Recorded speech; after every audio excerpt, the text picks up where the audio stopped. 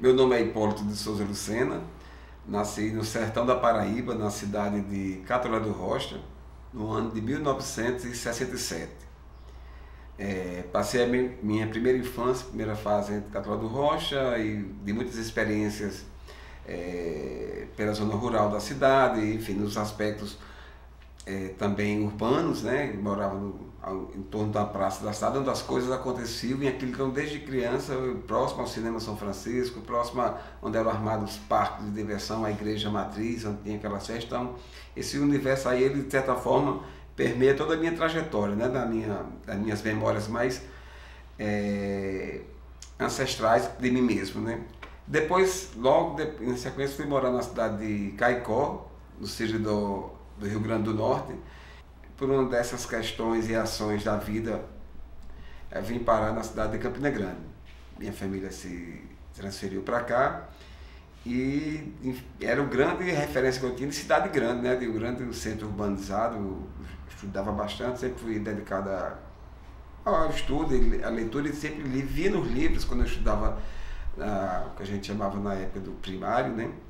De Fundamental 1, as referências de Campina Grande como uma cidade grande, como uma cidade capital do trabalho, eram essas expressões muito fortes, estavam inclusive nos livros de referência de geografia, de história, enfim, de realidade regional, e a gente já via isso. Então, vim morar em Campina Grande foi uma grande descoberta. Primeiro de entender, ao chegar em Campina Grande, fui morar no bairro da Liberdade, onde cresci essa parte da minha adolescência, e da Liberdade pude fazer grandes amigos, conviver próximo e ver a efervescência cultural muito, muito grande, seja acompanhando os batuques e os sons dos terreiros, que tinham muitos em torno do local onde eu morava, na Rua Bahia, e depois também por ouvir os sons, os batuques e os ensaios das escolas de samba, da Escola de Samba Unidos da Liberdade, lembrar sempre de muitos personagens daquela escola, também muito próximo, que já tinha a primeira relação com artistas, com músicos como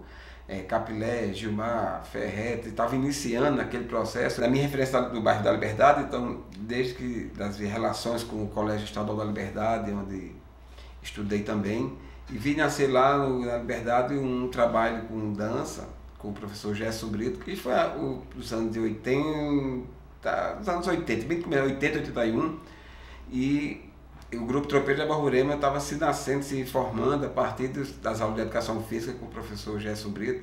Eu olhava aquilo ali, não entendia, depois passei a acompanhar desde então já o Festival de Inverno, as suas ações que eram muito fortes, então eu sempre estava ali atento, vendo, passei a participar de cursos, oficinas,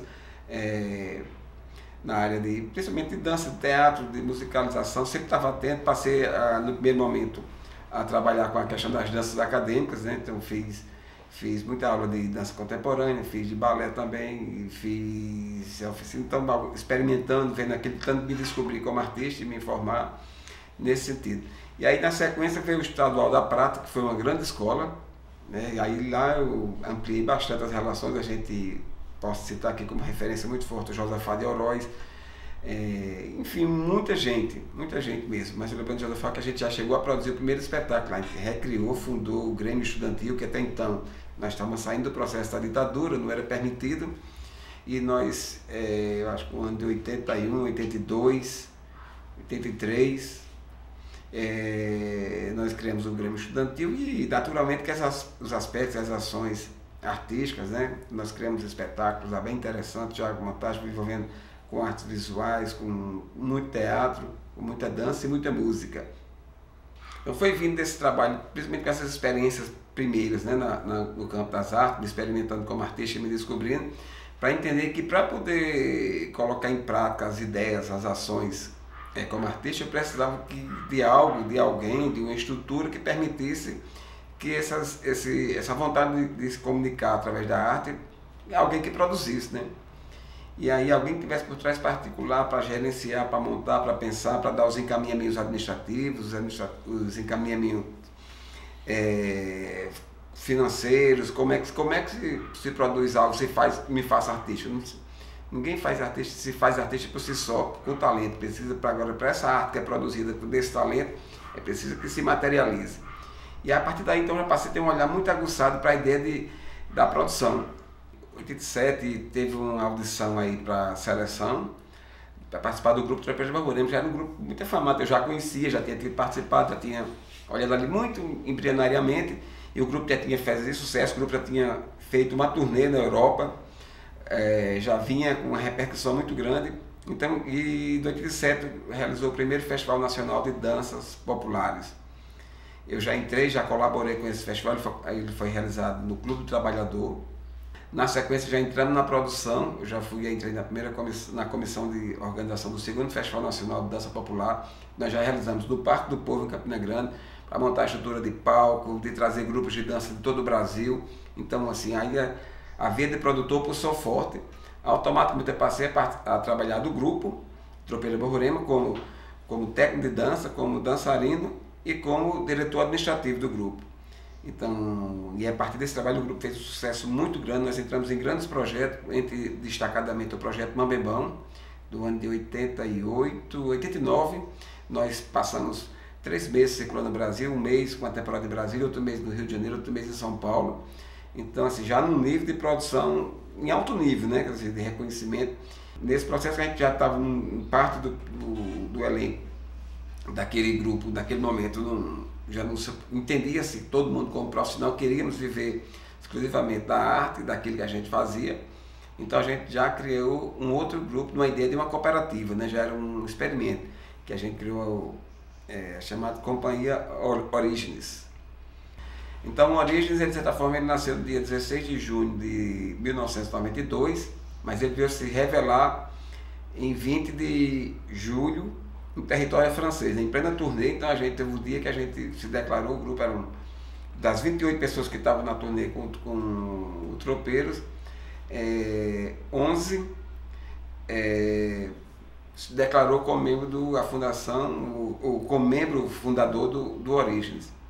Nós continuamos a turnê normal. Ao retornar para o Brasil já em final de outubro de 92, nós criamos, efetivamente, a gente só trabalhar com o nome agora de Origem, a nossa cooperativa. Em novembro a gente já estreou com um espetáculo, ou pelo menos com uma coreografia montada, e passamos a fazer apresentações para aproveitar o ciclo natalino, né? No ano 2001, como professor do curso de Arte e Mídia da Universidade Federal de Campina Grande, havia lá uma seleção para professor, e eu fiz, e o professor fui dar aula no curso para a disciplina de Fotografia e Cinema. Sem esquecer também a experiência muito grande junto ao Festival de Inverno de Campina Grande, que fui coordenador, fui produtor durante alguns anos, enfim. Então a gente tinha uma relação e um network muito boa, tanto com artistas, produtores gerais do Brasil todo, como também na base local aqui com empresários, quer dizer, pessoal da cadeia produtiva da área de eventos, como os restaurantes, os hotéis, os bares. Então sempre eram parceiros que a gente conseguia sempre articular para viabilizar que essas produções acontecessem, né, e pudesse estar presente aqui para a população paraibana. E aí, em paralelo a essas ações junto ao movimento político, também produzi muito. Então a gente passou a criar uma parceria muito boa com um restaurante de Campina Grande chamado Picanha 200, que sempre teve a ação cultural, a ação artística como sua principal atividade, mais do que, talvez, às vezes até mais do que a relação como restaurante. Então produzi lá muitos shows, muitos projetos tocamos. A exemplo, posso destacar o projeto Conexão 200, que nós terminamos gravando um CD, um DVD e realizamos 10 shows em duplas, né? Eram 12 artistas que nós convidamos para esse projeto. Fizemos depois um show coletivo replicado umas 8 vezes, pelo menos, quando eu estava produzindo, muito claramente. Então artistas como Pepe Neto, Rangel Júnior, Emerson Urai, Tony Dumont, Gabi Cavalcante, Cátia Virginia, Alexandre Tan, Pedrinho Mendes de Natal, Eric von Sosten, Paulinho de Tasso, enfim, e esses artistas fizeram parte desse projeto, tocaram. Teve alguns que eu esqueci aqui, mas enfim, foi um projeto lindo, muito bacana. Nós realizávamos todas as terças-feiras e nas quartas os encontros de duplas, lá no restaurante com show. Então, depois desse embalo aí tivemos outros projetos, envolvemos 3 festivais, o Campina Jazz Festival, realizamos em 3 edições. Depois realizamos 2 edições do Festival de Choro e Samba, e realizamos projetos como Quintas Capitais, que a gente trazia toda quinta-feira um artista de uma capital, vinha alguém de Natal, alguém de João Pessoa, de Fortaleza, um músico, a gente interagia com o músico local. Produzimos grandes nomes, que era uma série, aí foram uns 20 espetáculos, um artista local cantando um grande nome da música brasileira. Produzimos também 2 importantes e significativos projetos lá no Pequeno 200, o projeto autoral, que a gente fez só músicas autorais dos nossos artistas. Então, um projeto também que foi todo gravado, produzido, exibido na TV Itararé. Fizemos depois um autoral regional. Nesse princípio envolvemos artistas como Amazã, Benedito Rojão, Pepicho Neto, Dedé das Aroeiras, Edgley Miguel e Marcelo Lancelotti nessa versão do autoral. No meados dos anos 2000 nós tivemos um processo muito interessante que foi a eleição, a escolha, né, e nomeação da professora Marlene Alves para reitora da UEPB. E aí, logo no começo do seu mandato, primeiro ano, 2005, ela me convidou para fazer parte da equipe e fui para a coordenadoria, criamos a função, né, que não existia na estrutura da universidade, que é a coordenadoria de arte e cultura. Nesse espaço da coordenadoria, a gente tomava conta do Museu de Arte, Assis Chateaubriand, que era da universidade. Então nós fomos para lá, nós nucleamos um núcleo de teatro, criamos o núcleo de teatro da UEPB, e já comandado pelo Saulo Queiroz, e aí produziu umas peças muito boas, era um trabalho de formação, né, aberto, mas também produziu, destacadamente teve uma montagem da peça Medeia, que fez muito sucesso, rodou aí, tanto localmente como entrou no circuito universitário brasileiro, foi muito bacana. A gente sempre manteve lá o Grupo Acauã da Serra, com as ações, com suas atividades permanentes de formação, com oficinas, seja de apresentações artísticas, e mantivemos as ações do Museu de Arte Assis Chateaubriand. E aí também surge, já no meados dos anos 2000, o audiovisual, destacadamente assim, e um grupo de alunos nos procura com a ideia de fazer um festival. E primeiro uma mostra, depois virou um festival, que vai falar um pouco mais à frente, que é o Festival Comunicurtas. Então foi um nascedor dentro da nossa gestão lá na frente da Coordenadoria de Arte e Cultura da UEPB, quando eu estava lá. Então foi um momento rico, assim, que a cidade estava efervescente, havia muitas produções, muitas atividades. O teatro tinha tido uma quedazinha um pouquinho, mas na área musical, aliado a tudo que eu falei, a gente estava lá atento, sempre participando de tudo. E alguns parceiros bem importantes, profissionais nesse sentido. Em termos de destacar o Divaldo Rodrigues, que esteve sempre comigo discutindo, elaborando, pensando principalmente as coisas, né, como a gente. E aí surgiu a Má Companhia de Dança, que a gente já tinha tido as experiências do começo dos anos 2000, 2002, 2003, 2004, 2005, com o teatro, de produzir e dirigir espetáculos, como uma montagem muito, muito bacana da peça, que era a peça da dramaturga Lourdes Ramalho, a montagem do Charivari. Então nós tentamos fazer aquele gosto, era a vontade que ela queria ser feita, a gente tinha uma relação muito bacana da casa dela, de conversar bastante, e nós produzimos uma montagem, fizemos um trabalho de formação extremamente interessante. Passamos por uma primeira fase com atores da cidade, atores experientes, depois resolvemos fazer com iniciantes, fizemos um trabalho de preparação de elenco fantástico, de introdução para um grupo novo, de muita gente nova, e foi uma montagem bem significativa. Bom, aí dessa montagem aí da peça surgiu a Má Companhia de Dança, a gente foi produzir, depois dirigir com Ademilson Maia, montamos um espetáculo urbano. Então foi muito bacana essa ação. A paralela a isso, produzimos muitas artes plásticas também, né, chamadas artes visuais. Então nós produzimos uma exposição chamada 8 Artistas da Cidade, que eu reuni artistas significativos como Josafá de Oroz, Anfos Pombo, Jair Alves, Otávio Maia, enfim, entre outros. Antônio Ronaldo, um fotógrafo assim, fantástico, fez parte dessa exposição que a gente montou. E outra exposição que eu acho icônica também, importantíssima, era imagens de uma festa nordestina.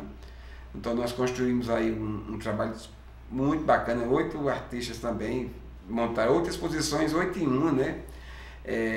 Mas conduzido principalmente pelo Jair Alves, que é um talentoso artista plástico, um artista completo que assim, também atuou conosco na peça Charivari como interpretando, mas criador, cenógrafo.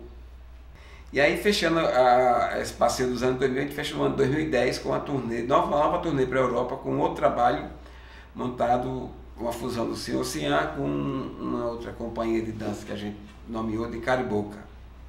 Aí foi uma parceria com o Rickson Rodrigues e nós fizemos uma turnê de 40 dias no território italiano, também foi de muito sucesso, fizemos grandes festivais, né? Percorremos aí do centro ao sul da Sicília, quase todas as regiões, fomos lá para Calabria, Regia Calabria, para a própria Sicília, para Puglia, enfim, Atena, esses países, essas regiões todas a gente rodou, mostrando nos nossos espetáculos, nossas tradições, nossas matrizes culturais brasileiras e mais especialmente com recorte mais nordestino, né? Em 2014 nós produzimos um longa-metragem muito significativo, o Pingo d'Água, que contou no elenco com nada mais nada menos que o Jean-Claude Bernardet, mas um elenco mesclado entre artistas paraibanos e artistas do Brasil todo, o próprio Jean-Claude, Walter Bahia, Melissa Gava, juntando com Everaldo Pontes, com Paulo Felipe, Verônica Oliveira, enfim, foi muito significativo. Eu passei a coordenar também a partir de 2014 o festival Comunicurtas, e nessa base aí, na consequência, veio das ações de Comunicurtas, as oficinas dos festivais itinerantes que nós produzimos por diversas cidades da Paraíba, né? Levando o Comunicurtas itinerante, criando novos festivais, como o caso do Festival de Remígio, a Mostra de Cinema de Itaperuá, a Mostra de Cinema de Queimadas, Mostra de Cinema de Umbuzeiro, Mostra de Cinema em Ingá. E nessa cidade criou o link que a gente passou a produzir bastante, de uma evolução de muita produção muito forte, que a gente estava muito afinado, tinha muitos projetos para o ano 2020, muitas atividades previstas, articulações, veio a pandemia. E aí o momento que a gente ia precisar de estar muito presente, de viajar bastante, de contar com muitas coisas, a pandemia não permitiu. E essa articulação que nós construímos ao longo da vida, e principalmente nos últimos anos, voltada principalmente para a área do audiovisual, foi altamente comprometida. Era o ano que a gente ia passar a ter como uma ideia de referência, inclusive de ter financiamento, de ter pagamento pelos serviços reconhecidos, de viajar aos festivais todos que os nossos filmes foram selecionados, e nesses festivais vender serviço, né? O festival também cumpre essa função mais do que nunca de uma feira de negócios. Então a pandemia impossibilitou demais que a gente tocasse essas nossas atividades, né? Essas nossas relações. A minha ação como produtor aí seria extremamente importante. Era importante estar presente no Festival do Gramado, é importante estar no Festival de Caruaru, é importante estar no Festival Guarnecer de São Luís, e a gente foi impedido de funcionar na pandemia. Então, nós estamos na estaca zero, sem saber ainda como será o ano vindouro, mas torcendo muito que possamos, pelo menos, produzir algo, 10% do que a gente tinha planejado para esse ano de 2020, né?